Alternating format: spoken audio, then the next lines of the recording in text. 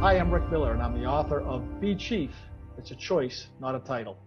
It's a book where you're going to learn about what you need to do to have more power. Do you want more energy? Do you want more confidence? Do you want more clarity? To get more impact and more influence? This is a session you need to listen to. By the way, if you're running a business, the tips we're going to talk about today have consistently tripled the growth rate of million and billion-dollar businesses. Stay tuned. Congratulations! You are tuned into Dov Baron's Leadership and Loyalty Show, the #1 podcast for Fortune 500 executives and those who are dedicated to creating a quantum leap in leadership. Your host, Dov Baron, is the founder of FullMontyLeadership.com. He's an executive mentor to leaders like you, a contributing writer for Entrepreneur Magazine, CEO World, and he's been featured on CNN, Fox, CBS, and many other notable sites. Dov Baron is an international business speaker who was named by Inc. magazine as one of the top 100 leadership speakers to hire. Now, over to Dov Baron. Welcome, dear friends, fans, and fellow aficionados of leadership excellence. Thank you for joining us on this episode of Dov Baron's Leadership and Loyalty Tips for Executives, part of the Full Monty interview series. I'm your host, Dov Baron. I'm the founder of Full Monty Leadership, and I'm here to assist you tapping into your deep greatness so that you can reach that next level of clarity, focus, purpose, profit in your business, in your life, and in your leadership impact. Today, we're going to be taking an insider look at being the chief and redefining the distribution of power. Remember, you can chat about this episode or any of our past episodes on our Facebook community page. Just go look for Dov Baron's Leadership and Loyalty Podcast inside Facebook. You'll find us there. If you're a new listener, new viewer, thank you for joining us. Strap yourself in. We're about to go full Monty. Remember, you can find us on iTunes, Spotify, iHeartRadio, or wherever you tune into podcasts. And we always need your help in staying relevant. So please get yourself over to iTunes, rate, review, and subscribe to the show. You can also catch us on traditional radio stations across the United States every Monday and Thursday, all the way from Lancaster, Philadelphia, all the way to Colorado Springs. Also look for us on Roku TV, where we have over 100,000 subscribers. And if you're a regular listener, big thank you to you for making us the #1 podcast globally for Fortune 500 listeners, with a potential reach of 2.5 million listeners for every episode. We are honored and grateful to be cited by Inc.com as the #1 podcast to make you a better leader. You can also catch us on Google Home and Alexa by simply saying, play Dov Baron podcast. Okay. Again, thank you for sharing the show with everybody you know. Strap yourself in. We're about to dive right in. Let's do that. As a leader, whether you're a CEO, someone in the C-suite, a sales leader, a leader in any capacity, you know that the power positions have changed. You may have been climbing that corporate ladder. You may or may not have gotten that promotion you wanted, expected, or even believed that you deserved. You see, conventional wisdom has long defined chiefs as rulers of people, those at the top of the organizational chart, who hold on to the most power and hold it pretty tight. We've always viewed chiefs as special, selectively chosen to lead others. The perceptions in business and society is that only those at the top have the power to be a chief. But the question is, do you need a title to be a chief? Well, stay tuned because you are about to find out. Our guest today is Rick Miller. He is an unconventional turnaround specialist, a servant leader, and a go-to chief. For over 30 years, Rick has been chief at startups and nonprofits. He has served as a successful business executive in roles including president and or CEO in a Fortune 10 and a Fortune 30, as well as going from a ground-up startup to a $21 billion company. He's also experienced and trusted confidant, an author, a sought-after speaker, an expert at driving sustainable growth. Ladies and gentlemen, please put your hands together and help me welcome Mr. Rick Miller. With that kind of introduction, Dov, I don't know where we're going to go, but it's incredible. But great to be with you. It's time to go home now. We're done. Sound effects as well. I love the sound effects. Good. Thank you. So your book is called Be Chief, right? So let's start there. Let's start with your definition of what you mean, because, you know, we all know the C-suite is the chief something officer. And I think that you define it, certainly that's part of it, but you define it a little differently. Tell us a little bit about that. I do. The title of the book is Be Chief, and the subtitle is a choice, not a title. And yeah, when I get out of business school, Dov, a couple of years back, there were only two chiefs. There was a chief executive officer and a chief financial officer. There were a bunch of vice presidents running around, but there were only two chiefs, and everybody was trying to go up the corporate ladder. How do I get there, right? How do I get there? And there back in the day, there was a view that only the people at the top had power, and that was defined as authority and control. I don't know anybody that really has control, but we'd like to believe that somebody. Good luck with that, yeah. Right, exactly. But that was the definition of what a chief was. Chief was the authoritative power, the person in the corner office, and that's the way it was for a long time. And I think today there's a different definition of where power comes from, and businesses are all trying to figure out how to unlock the power in all of their people. So some are throwing around chief titles, by the way. So the vice president title is out of vogue now. Now it's chief fill in the blank officer. Yes. And some organizations have 20, 30, 40 chiefs. Some places they're all chiefs. But the goal of any business is still the same. How do you get the best out of our people and have them feel powerful? And that's what the book's about. But it's interesting, something I'm noticing, because, you and I are in the leadership world.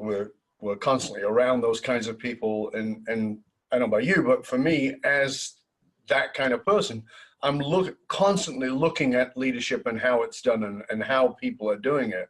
And one of the things that I find fascinating is, certainly in my last book, Fiercely Loyal, we talked about this whole thing around the distribution of power. But at the same time, and I said there that, if you're a dinosaur, you're going to hold on to power in the old form. But at the same time, we're also seeing the polarity. So we're seeing the distribution of power and the flattening of the hierarchy, and allowing people to have their power, as you said, companies with 20 and 30 chiefs. But it was also this backlash on the other side of that, which is the dictatorial leaders. Some of those are, I agree that some of them are in their late 60s and maybe even 70s, but they are holding on fierce and are really cracking that whip. What's your thought about that polar response? Well, I think you're right. There are those that are holding on.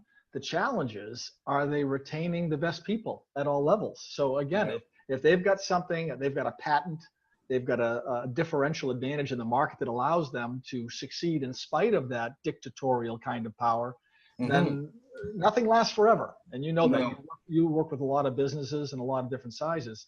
The idea is probability, and the probability of success goes up, as you know, because you teach it, when you share power. And that's the answer. That's absolutely the answer. And you're right. There are those that are holding on to it now. The question is whether they're in their 60s or 70s, they're going to retire, and what's going to happen when they leave, and how many people will be able to move into positions of authority and power if they have not spread that power. I think those companies in the long term are in trouble. And you just said something there, spreading the power, which I think is an important distinction, because one of the things that we see, we've seen it now a lot in family business, but we see it a lot in business, which is the problem with succession. And if you've had a dictatorial leader, what I often say, that leadership is by example.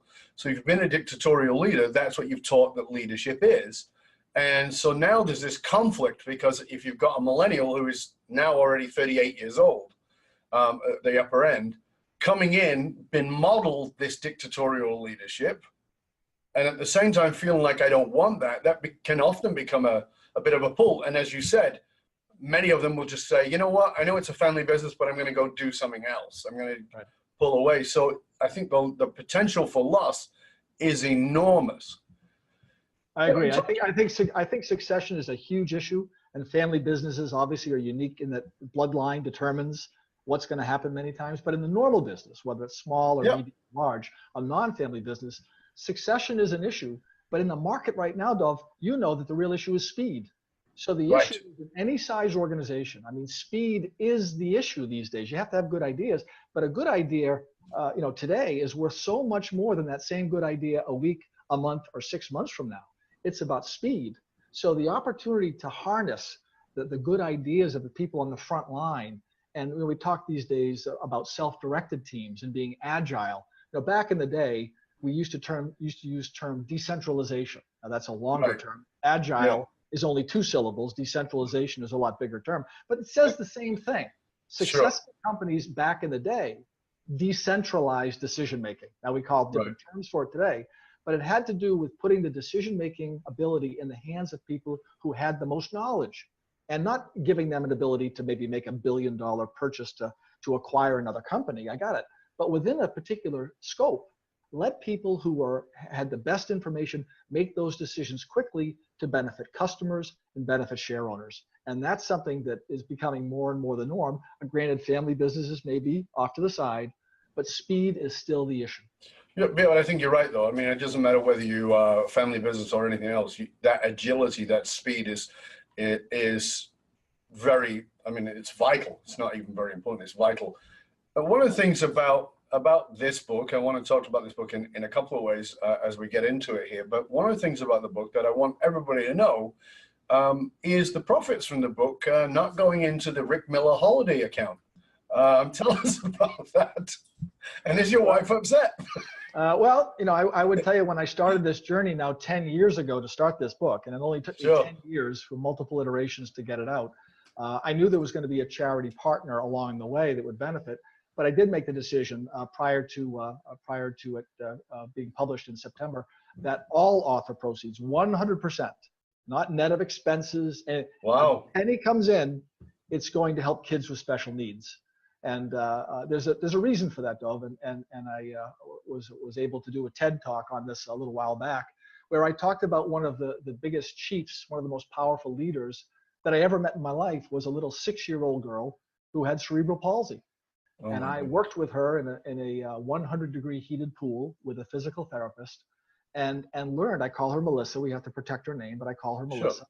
And I told a story in the TED Talk of, when I first met Melissa, she was sitting off to the side in her wheelchair, waiting her turn very patiently. But when she got in the pool, she was as focused and as hardworking as anybody I'd ever met. Yes, she was accepting of her situation, but she was a fighter, Dov. She was a fighter. At the same time, she was gracious. She was grateful. She always said thank you to the physical therapist and me. She was very generous with her smile. She had a spirit about her. And I can tell you that she impacted everyone around her, right? So that kind of power that I learned from a 6-year-old girl with cerebral palsy is the kind of the root of the book, because everyone has power defined as energy and clarity and influence and impact. Everyone can have those things. And it's really in her honor that I decided to donate all author proceeds to help other teachers like Melissa who have special needs. That is awesome. That's really beautiful. Would you mind telling us how you became involved in that? That's, because you talked about being in a hot pool with her. Yeah, well, that was 100 degrees. Right. That's pretty hot. It was warm. It was warm. But I've had a history of doing things with kids. I started a nonprofit maybe 15 years ago, ran it as CEO to help other nonprofits. In that particular area, it was to help kids with diabetes. I happen to be a type 1 diabetic myself. Right. And I just find that, when you're working with kids, Dov, you think you go there to teach, but invariably you learn. You learn. You think you're there to give, and you're receiving. So I think it's with everybody else. So I've got a real affinity for kids, and whether it's kids with diabetes, kids with cancer, kids with any kind of special needs, I think they are gifts to us. And it was my choice for that period of time to spend some time in a pool, and I learned an awful lot. Yeah, that's beautiful. Now, we've touched on this, and I just want to dive a bit deeper into it. Why do you believe conventional wisdom about chiefs is just all wrong? Well, I think you look at the surveys that are out there, and you're very familiar with these, but your audience might not be. Worldwide, organizations like Gallup surveys say that up to 85% of employees, of workers, are not fully engaged. I say they're not bringing their A game. So why aren't they bringing their A game? Well, they're not bringing their A game because they feel powerless, right? They feel like they don't have the ability to make decisions. Nobody trusts their judgment. Bureaucracy, all the things that just slow people down. So again, I'm not a life coach, I'm a business coach, but invariably when I go to work with startups all the way to multinationals, that's one of the things we have to unlock. How can we create an organization where everyone feels powerful? And the old thinking was that power, we talked about earlier in the show, came from the corner office, rather than understanding that power comes from anyone who has clarity, energy, and confidence. And if you have clarity, energy, and confidence, you have influence and you can make an impact. So let's, can we break those three up for a minute? Sure. So where do you start? Do you start in clarity? Start wherever you want. I think there's 5 areas that we need to touch on to truly be powerful. Okay, so let's go wherever you want. You start where you feel is best for our listeners, so they really get, like, you know, because I think, as you said, I think that people do feel powerless, and particularly, as I said in the introduction, when they feel like they've been sort of, the light has shone over them in a promotion or whatever it is, that can feel powerless. And I understand it. I don't know that it's true, but I definitely get it. So, and I know that your book is very much about empowering people in these positions. So just walk us through it in whatever order you feel is appropriate. Well, it's about choice, Dov. It's all about choice. And so if you're on the front line and you don't have anybody reporting to you, or you're an entrepreneur and you've got a company of one and nobody reports to you because that's your business, there's one of you, right? You can't delegate because it's you, right? Right. That's it. So how do you bring out your best? And the point I make in the book is that it's all about who you are. You have to first understand who you are, so you're making choices that are consistent. Because, you know, what's best for Dov is not best for Rick potentially, right? Sure. So the first 2 elements of the 5 have to do with self-understanding. The first one is about values, right? It's all about, what are your values? Now, you could stand for a lot of things. There's a lot of wonderful things in the world. But I asked people to make choices in the book about what are those 4 values. I picked 4 because of the compass idea. You know, you get a direction from compass. So north, south, east, west. What are the 4 things that you stand for? You have to think about that a little bit. And I believe, Dov, that once you determine where you stand, you can take one. And when you take a stand, you become powerful. Now, for me, my 4 north, south, east, west, I've determined are truth, service, equality, and connection. Doesn't mean that's better or worse than anybody else's, but I know those are my 4 points of my compass. So I make decisions based on that, and it helps me make decisions based on who I am. That's the values is one. The second part of that is insight or self-understanding.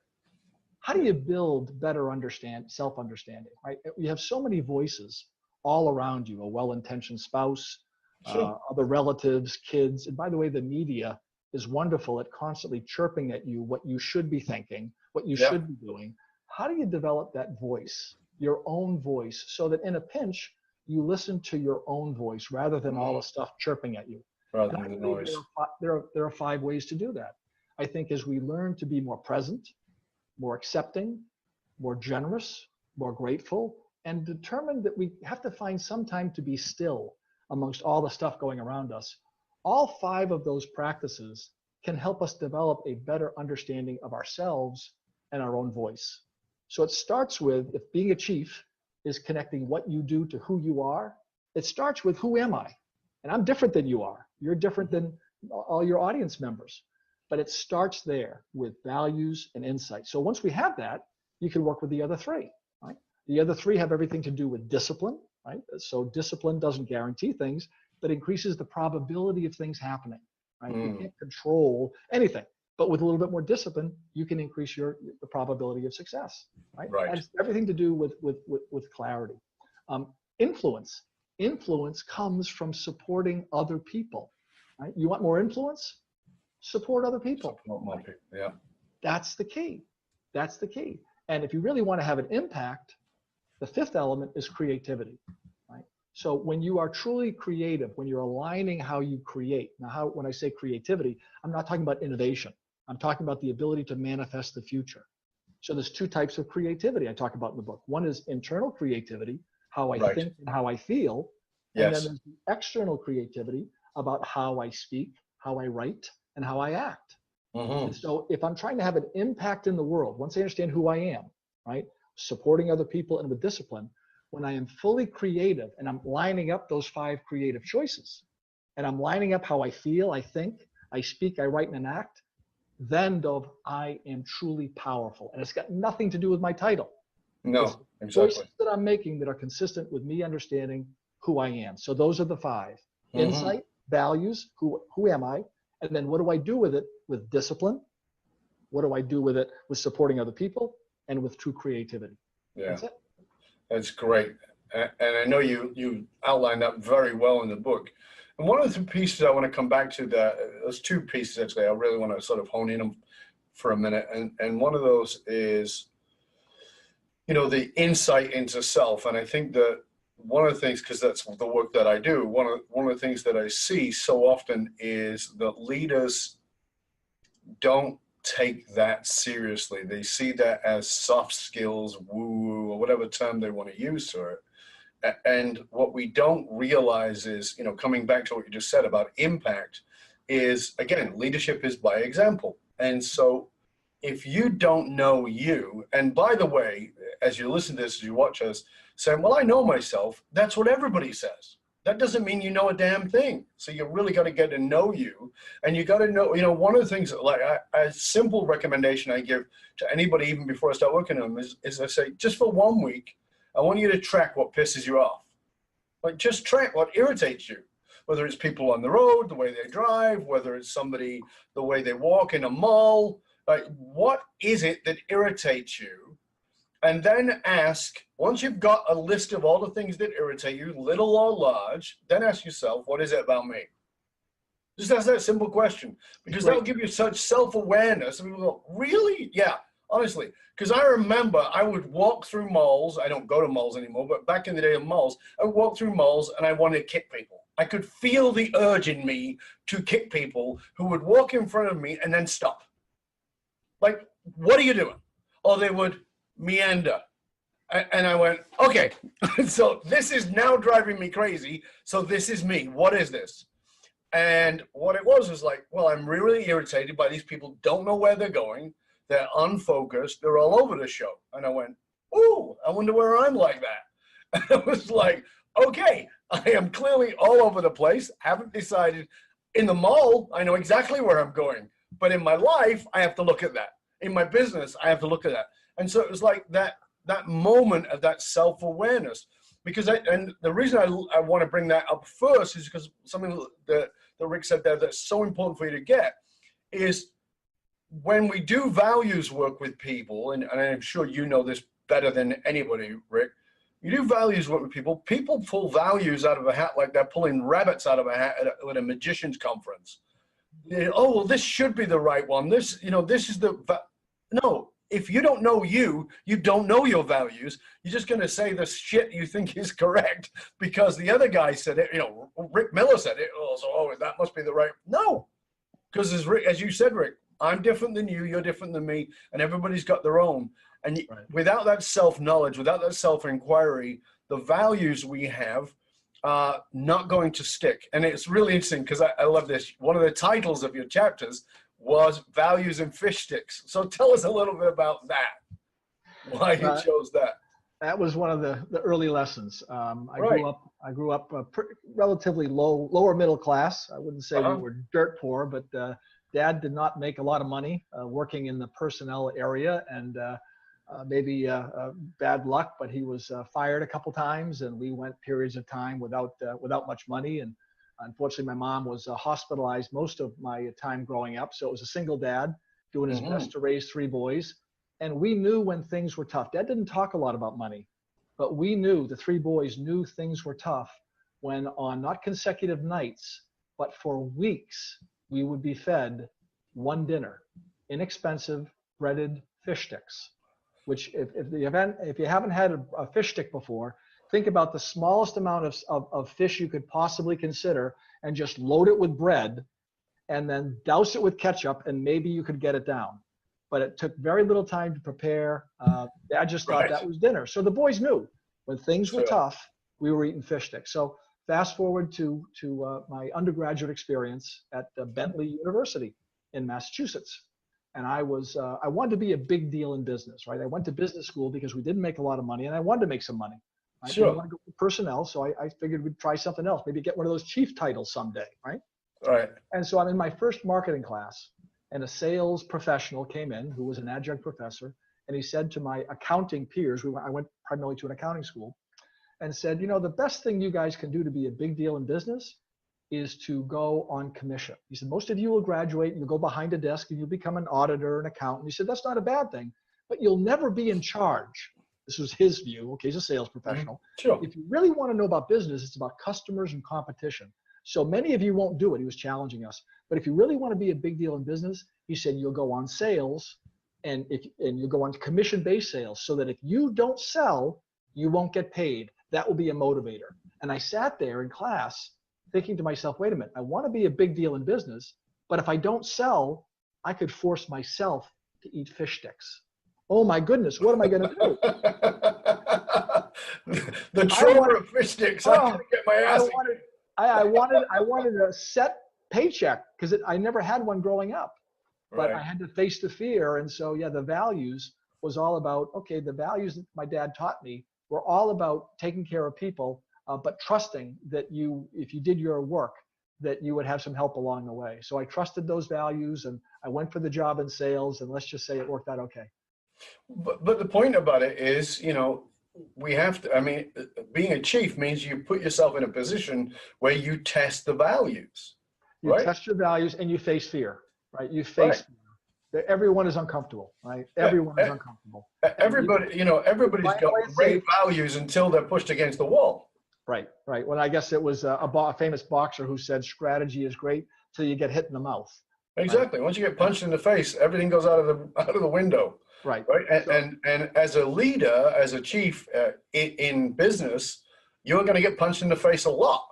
And you better know what stabilizes you is those values.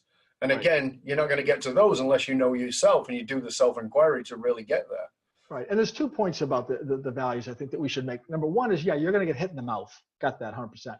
And I used to use the analogy of roadmaps, Bill. I used to say, you have to figure out which road is going to get you from point A to B. You could take the expressway, you could take the scenic route, but you have to figure out which road. Now, interestingly today, people want to go where there has been, if you're going to a destination that has a road to it, that means somebody has been there before. What if you're an entrepreneur and you have an idea to do something that's never been done before? There's no road laid. No. So that's why I've kind of shifted my language towards a compass. And a compass, I need to go northwest. But by the way, there's no road that goes there. So if I'm following my values or you're following your values, you've gone places that nobody has gone before in your career, right? I know your career. You've done things that others haven't done. I've done things that others haven't done. Absolutely. But our some would call it our North Star or our compass. The thing that we look to for direction to go where we want to go is our values, and those shouldn't change. And talking of these things, talking of taking risks and testing the values in the field, you spent some time in Iraq. Is that correct? I did, yeah. Tell us a little bit about that and how that influenced you as a chief. Because I can't imagine that being there even for 10 minutes would not have impact on the way that we lead.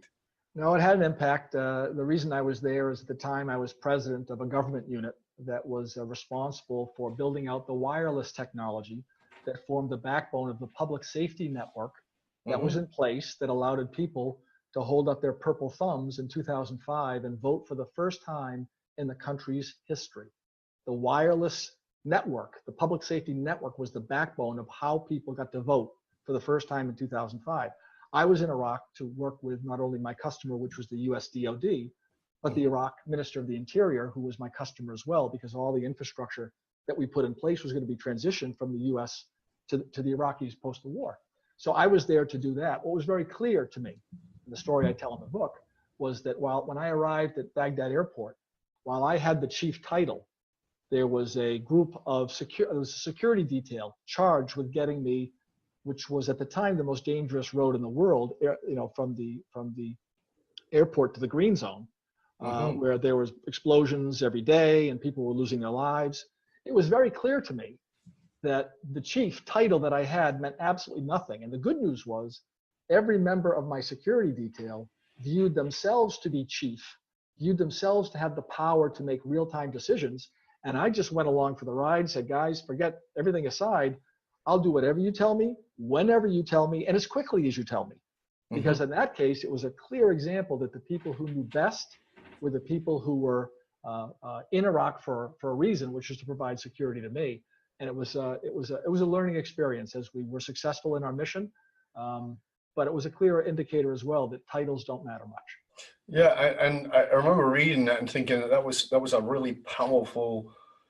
I mean, it was a real thing, but it was a metaphor too. It was a real powerful understanding, because it's one thing to, oh, that's a great concept, but it's very different when you're, quite literally boots on the ground and realizing, you know what, this title, this doesn't make you bulletproof, buddy. And but that guy over there who is earning considerably less than I am, who is a Midwest boy who has never, done anything, he's actually the boss of my life right now. That is pretty profound and insightful, right? I mean, and I think, one of the things I say to companies that I'll work with, I say, can I give you something as a bonus? And they'll say, sure. And I go, I want to go meet your receptionist.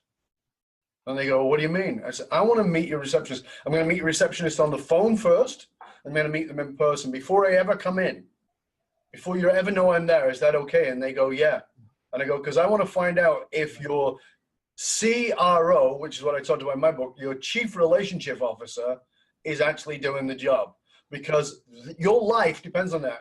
And the example I give all the time is if you pick up the phone and you call Dov Baron International, my company, or Authentic Paragon Alliance, my other company, and you call and the person who picks up the phone is in a bad mood, you don't think that person's in a bad mood. You think I'm an asshole or our company are rude.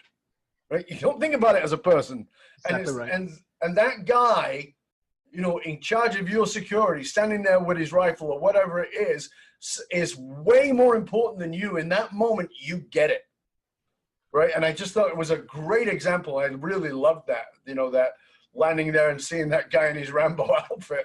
I thought, oh, that's a really great way of putting it. Well, and again, it's what you practice at your companies and what I practice where I go as well, which is understanding that everybody matters. Now, the book is full of the research behind how through viral engagement, I make the point that anyone influences everyone in an organization. You might not understand that. We talk about the research and what backs that all up, but it comes to the Iraq story is don't underestimate anyone, because their impact can be huge. Yeah. It's very, very powerful. What is, I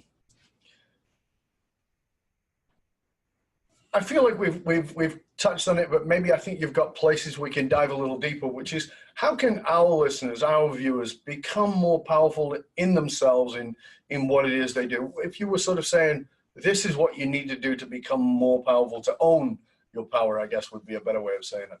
Yeah, well, I'll give you a real pragmatic answer, okay? Thank you. And make no mistake about it. I would love every member of your audience to buy books because it's going to special needs kids, okay? Yeah, that's fabulous. But on my website at beingchief.com, every one of your listeners for free, can take a power assessment and get a score, because the language of business is numbers, right? Yes. So if you're gonna focus on it, you want to measure it. So take you 3 minutes, all of 3 minutes, to fill out on your smartphone, what would your score be for energy and confidence and clarity and influence and impact? Add that up, you get a power score. And importantly, that's a baseline. Your baseline is your baseline. I don't really care what the score is.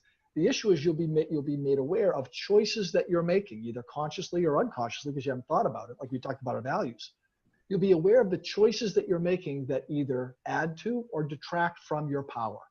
And so very pragmatically, someone can spend 3 minutes and say, you know what is my power score? And then where would I choose to focus on my choices? And then you'll get some free information that says, hey, look at making a slight tweak here or a slight tweak there if you're not happy. By the way, if you're happy with it, the way things are going, things are moving quite the way you want them to, fantastic. Then this could be helpful maybe to somebody else that you know. So spread the news, but it's free and it's powerful. And that's what this is all about.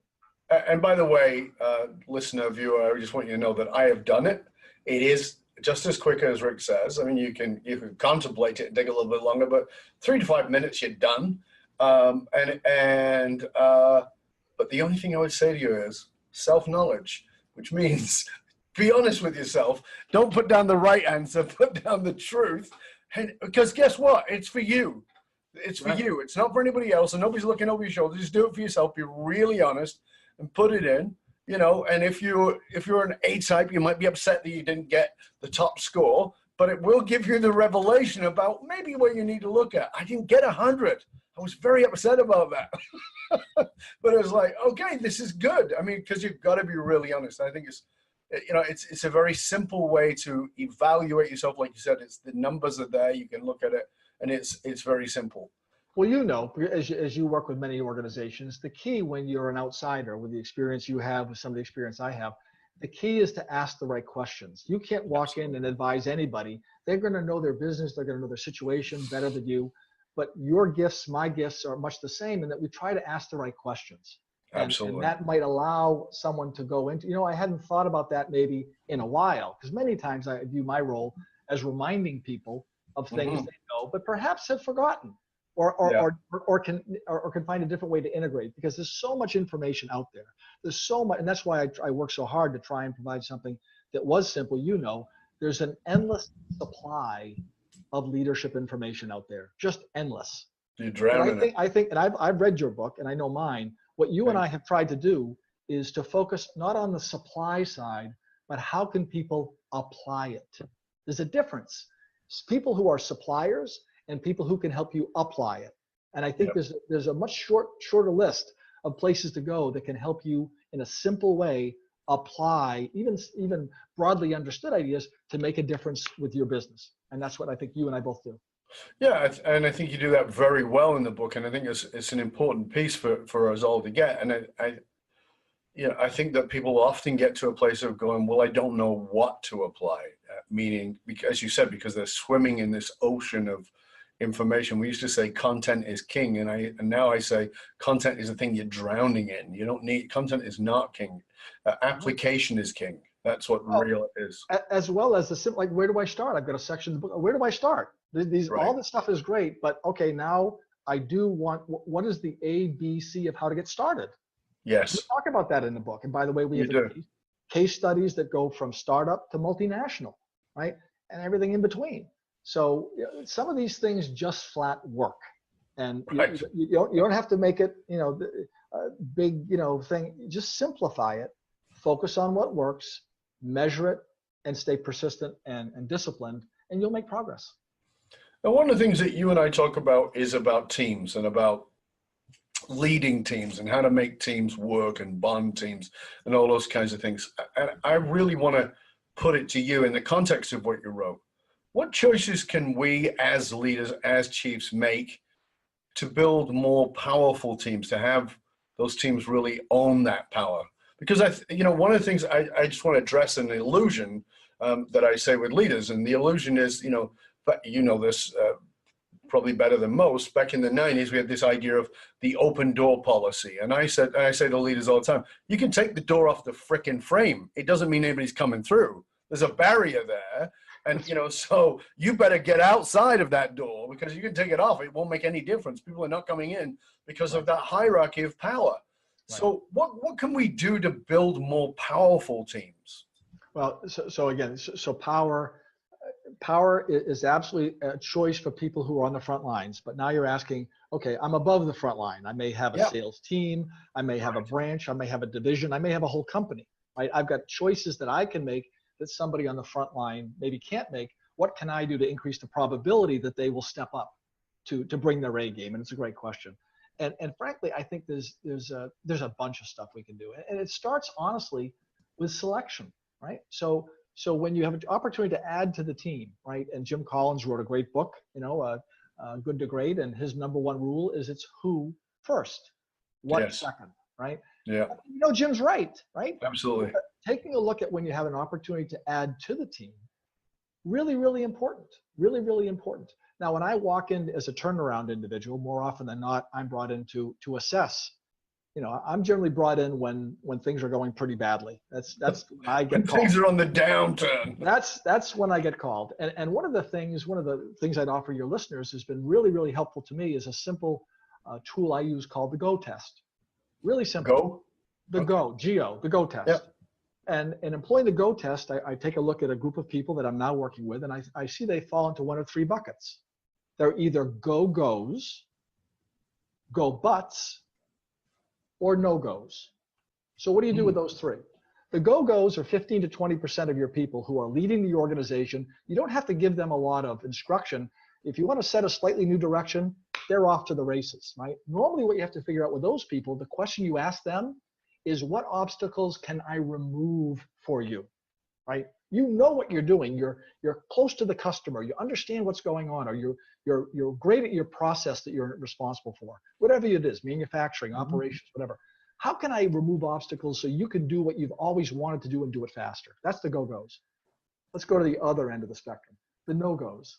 No-goes. The no-goes. The no-goes are generally wonderful people, but they have no intention of going where you want to go. They may think they're going to outlast you. They may think, you know what, I've only got a couple of years left till retirement, and I don't care what you're doing. I've got my thing. You know, I'm going to outlast you. You're not going to last. And I've been here for 20 years, 30 years. Or I'm just not aligned with your vision. And the challenge there is, the quicker you can identify those people, Dov, it's better off, because you need to help them move out of your organization, maybe to another part of the organization, or maybe they need to leave the company. The challenge that leaders have is they'll waste time with no-goes because they're never going. Never, right? Right. So save your time there. The critical group, now by the way, that's sometimes 10% of your people. The critical group is the go-buts. This is where you want to spend your time. The go-buts, they want to go where you want to take them, but they just want to understand the compensation plan one more time, right? They'll go when the strategy and the compensation plan align. Perhaps they don't, right? Sally will go when Joe goes, right? So there's a little bit of, you have to figure out by individual, what's it going to take for them to jump on board? So when you understand where people are coming from, you can support them by removing obstacles, helping them find a new job, or finding out what they need to fully engage, right? We talked about 85% of the people around the world aren't engaged. It's because leaders are not spending time, whether they have a door on their office or not, to your point, going out and talking to people. I see that you're doing these things right, but I sense that there's something that's missing for you. What is it, and how can I help you get it, right? Whether it's recognition, compensation, communication, maybe we're not communicating as clear. So that simple go test, I got to tell you, I've used it from startups to multinationals, and it just flat works. And I encourage people to keep it simple, to do what you said, take the door off the side there, get out there and talk to people. But the go test can be a simple way of saying, okay, who am I talking to? A no-go, a go-but, or a go-go? And then how would I choose to support them? So can I push back on that a little bit? Because I think it's important, because we all know people are good. I believe that. But people are dishonest to their advantage. And what I mean by that is, you know, I was saying this to a CEO I've been mentoring now for about 10 years. And I said, here's the thing you keep forgetting. I said, and I had him and his two partners in the room. So I had three of them in the room. And I said, okay, who's the number one person answers to you? And he tells me. I said, who's the number one person answers to you? He tells me. Who's the number one person answers to you? He tells me. I said, now tell me the number one job of each of those people. So they all tell me their things. And I go, wrong. And they go, what do you mean? I said, I don't work inside your company, but I know you're wrong. And they go, what do you mean? I go, the number one job of each of those people is to make you happy. If you're not happy, they could be out of a job. They have families. They have, you know, so their job is to make you happy. Telling you the truth doesn't always make you happy. So you have to make the truth make you happy, even when it doesn't, so that you send that message. Because part of the challenge is, when we're asking these great questions, is we have to check, am I getting the truth, or am I getting the answer I want? And so this is one of the great skills we have to learn as leaders, is to not ask the question with the answer buried in it. We have to ask the question that seems so neutral that they go, I don't know here. Like, so, because they're going to say, you know, because a no-go is going to say, oh yeah, I'm really on board with this. But you actually have to ask the questions that will show, is there an alignment of values? You know, in my case, it's an alignment of purpose. Is it truly aligned, or is it just, well, we can polish that up a little bit. We can put some lipstick on the pig and say it's okay, but it's actually no, I actually don't care about this. I'm just waiting for retirement. So I think it's a really important piece. No, and I don't think we're misaligned. I think, and by the way, I'm not saying it's easy to identify a no-go, because many times these people are very proficient at going, looking you right in the eye and saying, I'm right with you, when everything inside them is going like this, right? Exactly. So it takes some skill to say, you know what, I'm really behind what you say, Dov, and I know this new direction is something you're committed to. And then you watch and you listen to people around them. You can identify. People know who's rowing at the same stroke count, and they know who's passive aggressive, as long as you as a leader are going talking to people, right? And by the way, then you get an incredible lift. We didn't talk about this. It's called addition by subtraction. When the organization, which knows what's going on, sees someone who they all know is passive aggressive and not rowing, and all of a sudden he or she is gone, the entire organization gets a lift. Right? Absolutely. Here's another one that some people don't do and needs to happen more and more. How many organizations do you serve where demotion is part of what happens? We all know the Peter principle, right? We rise to our level of incompetence. Yep. But invariably, in all size organizations, we don't want Joe or Becky to feel badly because we thought a stretch assignment would be the right thing for them. They've done great at this level. They get the new job, but guess what? They can't do it. Now, we could have trained, we can't always know that, but how do we allow them to save face, to maybe come back down, right? But how many organizations don't do that? The answer is too many. So we have people. I would say most, right? Right. So my point is, we do a lot with demotions. In the organizations that I work with, we say, listen, it doesn't make you a bad person. And you have to, you know, if only one person is ever demoted in an organization, you can understand that person would be, you know, it'd be a real problem. But if they understand that people, human capital is going to flow across organization, across silos. They're going to move up. They're going to move down. It's the opportunity of the company to treat them well, to pay them at market, to do recognition, to do good communication, to have retention strategies where they're required, to put your people in the place where they can succeed. Yeah. And I would tell you that demotion, while it's not easy, much like identifying no-goes, but if it was easy, then everyone would be doing it. Sometimes you have to do the things that are hard.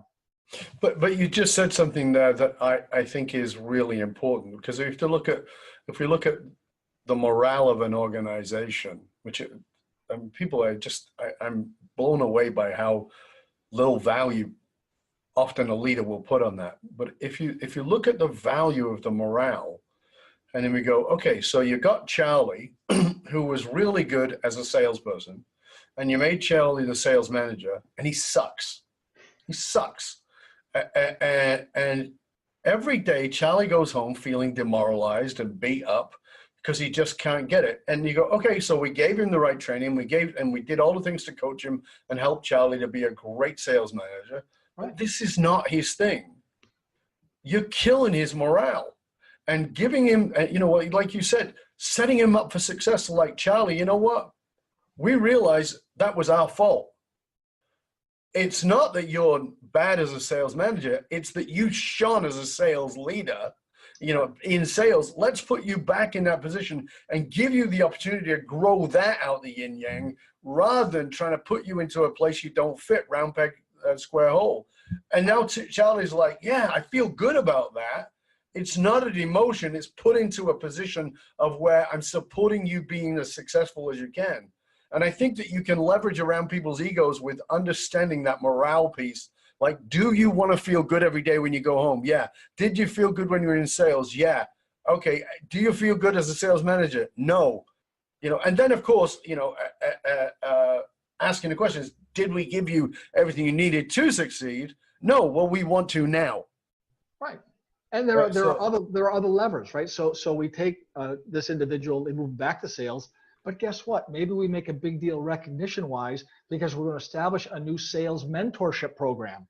So he's not responsible for doing performance management and the formal elements of being the leader, but he doesn't lose we all have egos, right? You have to protect people, right? So how with recognition, you know, compensation. By the way, if you're a sales, in that particular example, the biggest income hit you can sometimes take is going from sales to sales management, right? Oh yeah, so, it's like, damn, my sales, like I'm no longer making my commission.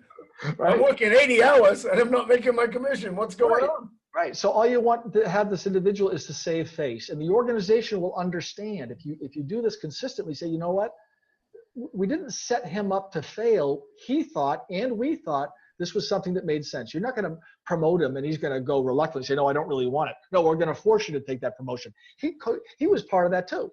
So we thought this was going to work. He's a valuable part of our team. This wasn't the glove fit. We thought he was going to play in the U.S. We thought he was going to play shortstop.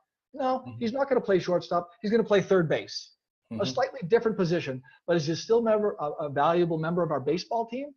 Absolutely. And he's cared for. And that's what people will notice. Yeah, that's really great input. Now, like I said, you've done a lot of stuff. You've had an expansive career from, like nonprofits, startups, and multi-billion-dollar organizations. But leadership is growth, and none of us are too brilliant, but we're all brilliant with hindsight.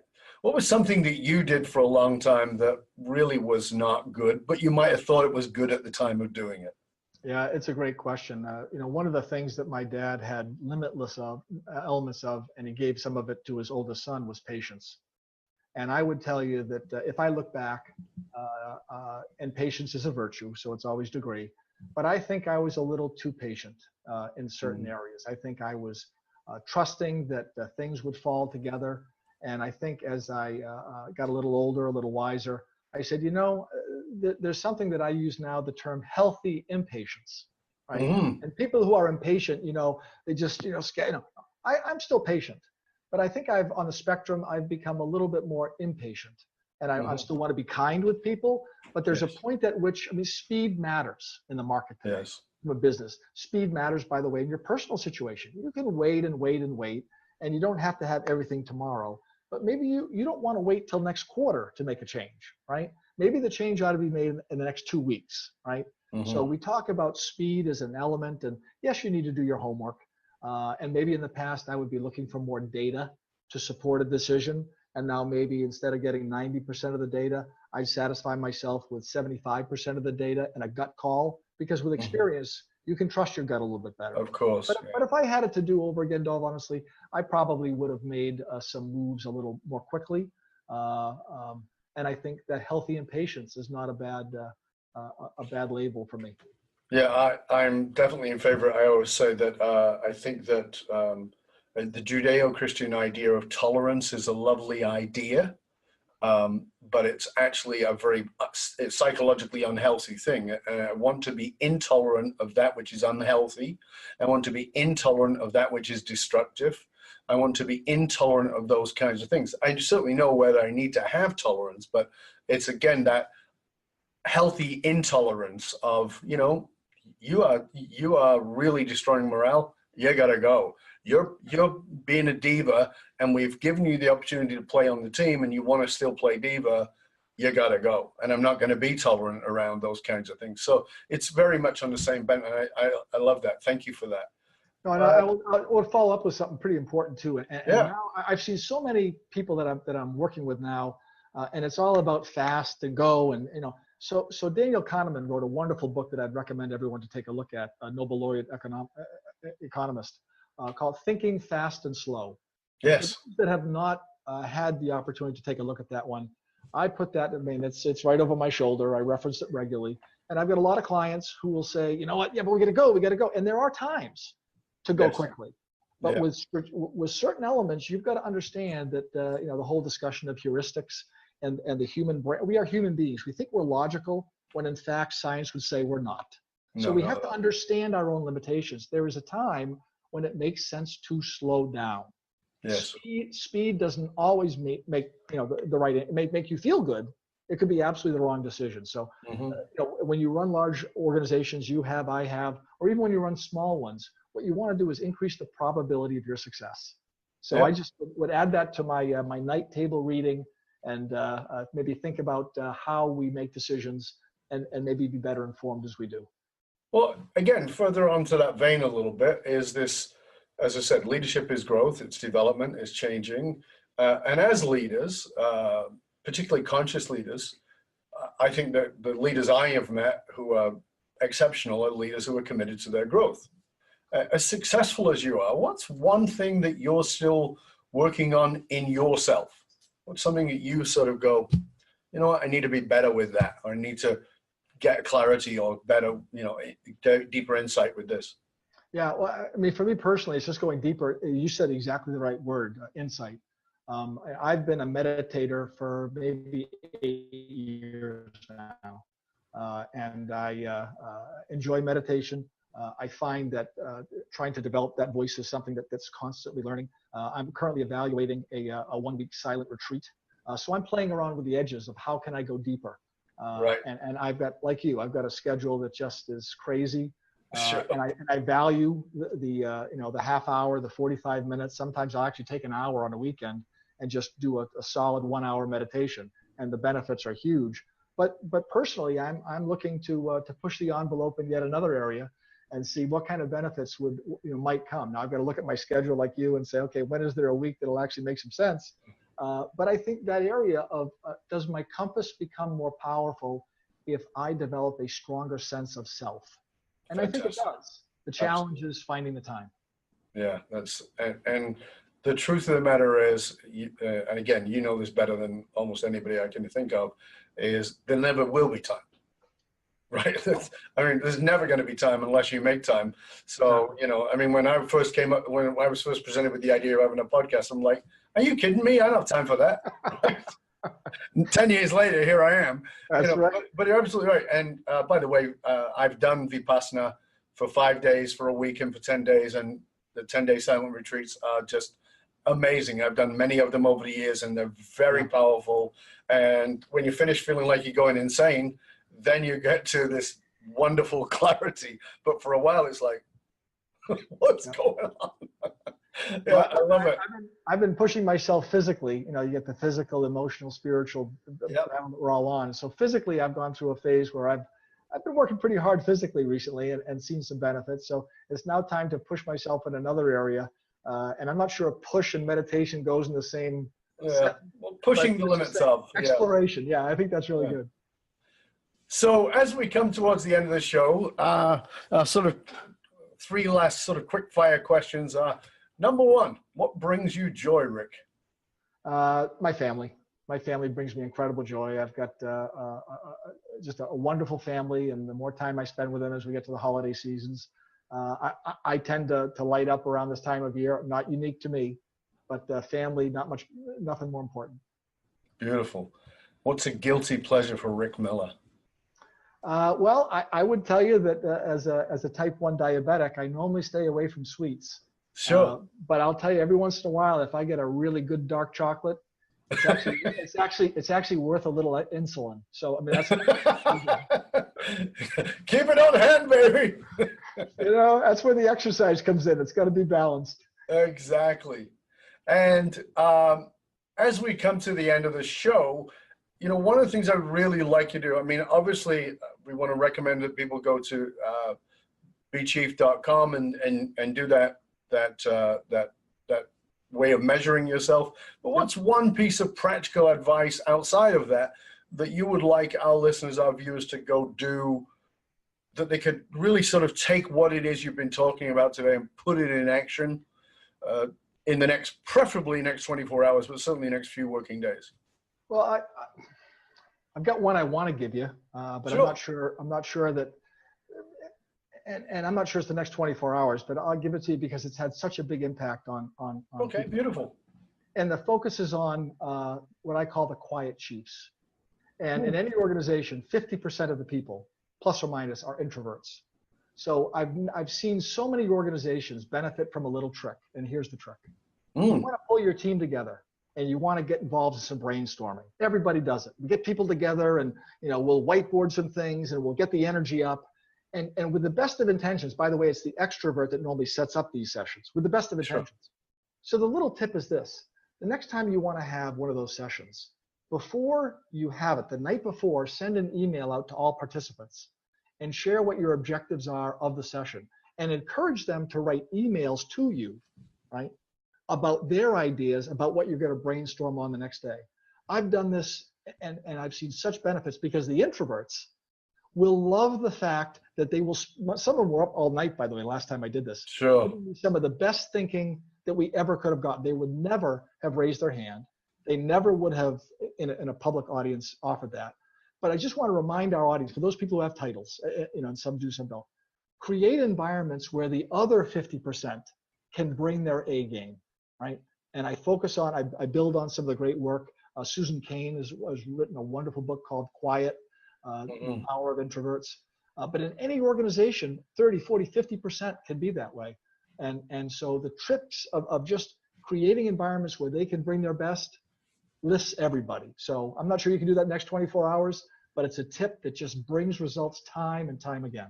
That is really good. And again, you know, it's simple, and you know,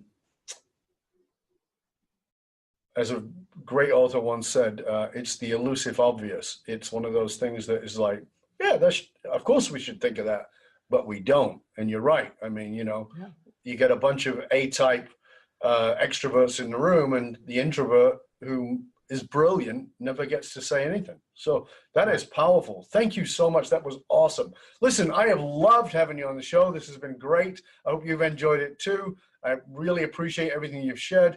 Please tell our listeners, our viewers, where they can find out more about you, about the books, and all the wonderful resources that you have. Thanks, Dov. The easiest place is to go to the book page at bechief.com. There you can download a free copy, a free chapter of the book.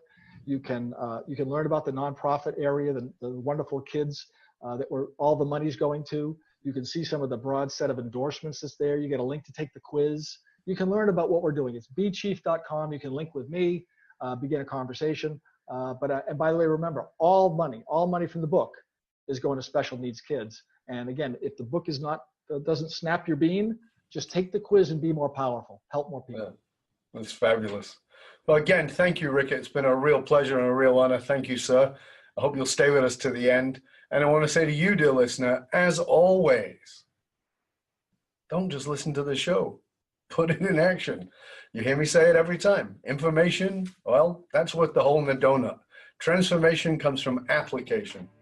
Put it into action. There's a lot of gems in here, and I really recommend that you listen back and take some notes and see what it is that you can do right now. And remember, you can chat about this episode or any of the past episodes by going to our Facebook community. Just look for Dov Baron Leadership and Loyalty Podcast. Remember, the research consistently shows that one of the biggest challenges facing even the most successful companies can be somewhat counterintuitive, in that these fast-growing companies often hit a point where they realize they're spending a fortune attracting, training, and developing talent, only to have them leave at an alarming rate. If you are sick of investing in the training and developing of your talent, only to have them leave before you get your ROI, then come talk to us at fullmontyleadership.com, where we provide you with the essential leadership skills to rekindle and amplify the hidden loyalty assets inside your organization by tapping into purpose. fullmontyleadership.com, providing you with the concrete soft skills to get you and your organization to the top and to keep you there. Why? Well, because you can't outsource authenticity. Also, remember to stop by the Matrix, matrix.fullmontyleadership.com. Matrix, you don't need a triple W, just matrix like the movie, .fullmontyleadership.com, and get your authentic leadership matrix assessment tool. Self-assessment tool shows you about the 5 areas of leadership. It's valued at $197. It's absolutely free to you. Get over there. Remember, you can play us on Google Home and on Alexa by simply saying play Dov Baron Podcast.